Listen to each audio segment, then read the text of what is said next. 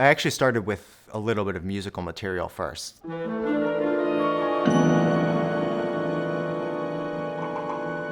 It had this sort of shimmery, like kaleidoscopic sort of quality that gave me that image of the prism and that was sort of the thing that I latched onto and was like, okay, that can be kind of the central image that guides this piece.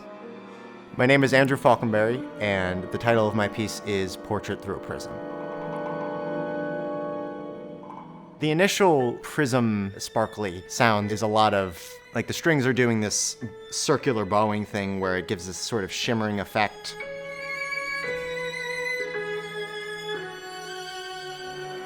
The more I was thinking about it, I came to the metaphor of thinking of light going through a prism as this metaphor for identity and the way we're constantly sort of deconstructing and refracting our identities in a certain way, and then trying to find beauty in all this constant change that that our identities go through.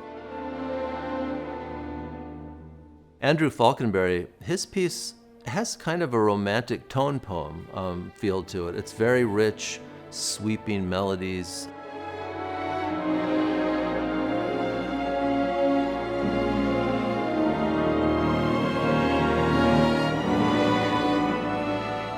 There's a story being told and a real sweep from beginning to end. In some ways, a kind of traditional approach to the orchestra, but incredibly effective.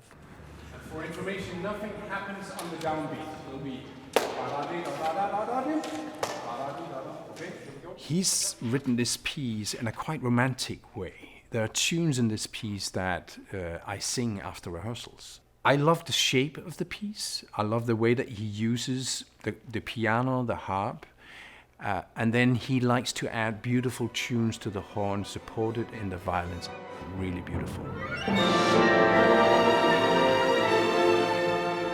There's a kind of arc where it starts out in this light, airy place, and then it goes through a more tumultuous, sort of anxiety-ridden phase, and then kind of reconfigures into a sort of splash of light. Going through these different sections of the piece, and you can kind of use the form of the piece to create a journey that feels, or at least felt personal to me, and I guess some of the ways that I was reconstructing my own identity when I was writing that piece. And hopefully that, comes across in some way, in some meaningful way to the audience.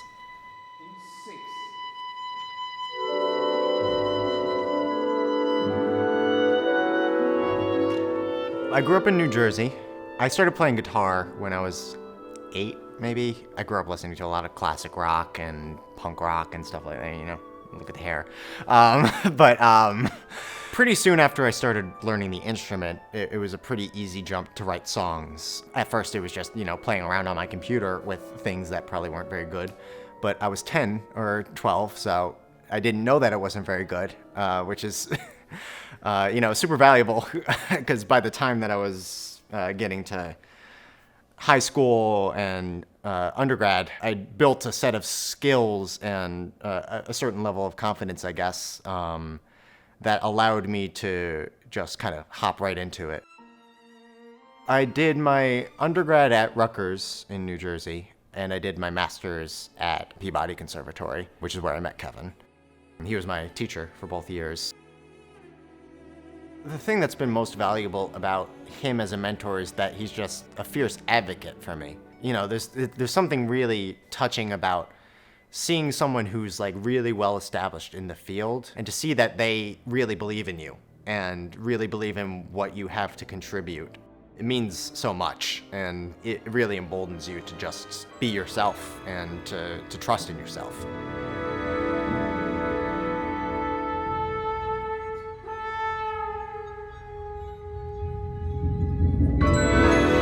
It's just so gratifying that Thomas and the musicians of the Minnesota Orchestra have been as receptive of the piece as they have been, because it's just this thing that kind of fell out of me. So to have, musicians at that high a level respond positively to it is really, really gratifying.